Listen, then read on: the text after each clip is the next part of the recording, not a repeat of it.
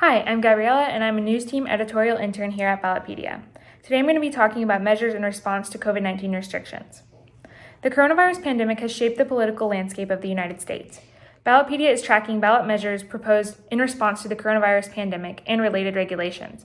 The topics of these measures include a state legislature's power to convene extraordinary sessions, restricting changes to election laws, protecting religious freedom from government restrictions, the extension, termination, and authorization of emergency orders, rights of residents in nursing homes, and changes to redistricting timelines. Potential and certified ballot measures have been referred to statewide ballots by state legislatures and proposed by citizen initiatives, meaning campaigns collect signatures to put policies and laws on the ballot for voters to decide.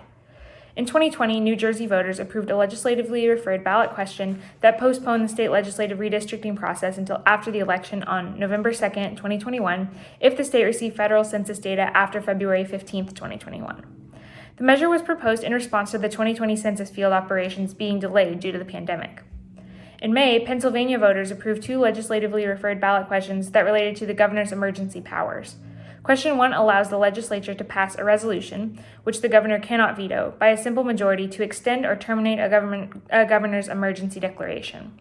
Question 2 limits the governor's emergency declaration to 21 days unless the legislature votes on a concurrent resolution to extend the order. Pennsylvania has a divided government with Republicans holding majorities in both chambers of the legislature and a Democratic governor. The measures were proposed by the legislature as a response to the policies implemented by the governor during the pandemic. In July, the Michigan State Legislature approved an indirect initiative to repeal the Emergency Powers of Governor Act. The act was designed to empower the governor to issue rules and regulations to bring emergencies under control and protect life and allow violations of these rules and regulations to be punished as misdemeanors. If the legislature had failed to act on the initiative, the measure would have appeared on the ballot in November of 2022.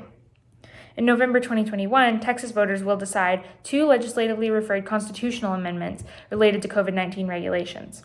The First Amendment would add language to the state constitution to prohibit the state or any political subdivision from limiting religious services or organizations. Arkansas will be voting on similar religious freedom amendment in November of 2022. The Second Amendment would add that residents of nursing facilities, assisted living facilities, or state-supported living centers have a right to designate an essential caregiver that may not be prohibited from visiting the center. The amendments were proposed in response to state and local restrictions placed on religious services and visitors to nursing homes at the outset of the pandemic. In November of 2022, voters in Arkansas, Idaho, and Kentucky will decide on constitutional amendments that change their state legislature's power to convene special legislative sessions.